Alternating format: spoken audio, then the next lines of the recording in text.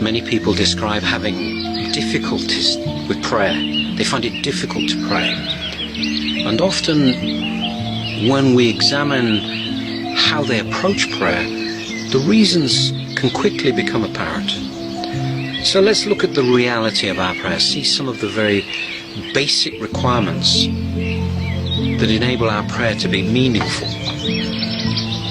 Well, first, let us remember, and it almost seems too obvious to state, but we must remind ourselves that unless there is meaning and importance in the things that we are saying to God, then our prayer will have no importance to us.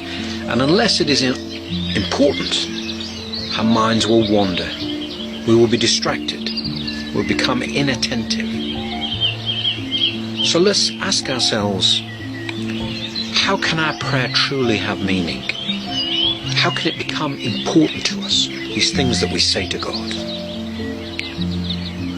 As a general principle, our hearts must be in it. Prayer can't just be a matter of thoughts. Prayer must not be simply a matter of the intellect. Our hearts must be in it. And our hearts will only be involved if we orientate, or at least try to orientate, the whole of our lives in the direction of how we're praying. The whole of our lives. In other words, the prayer must be true to us, and we must live true to the words that we speak to God. And that prayer must express something of the depth of that truth of ourselves.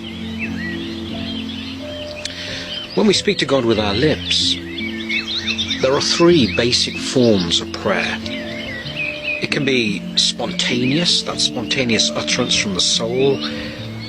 It can be liturgical prayers, or it can be the repetition of a short phrase, or even just a few words, such as the Jesus prayer.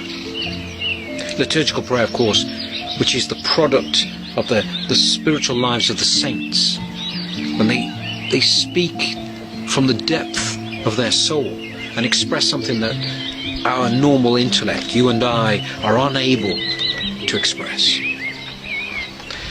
Now, in all three types of prayer, we must speak to God with both meaning and importance.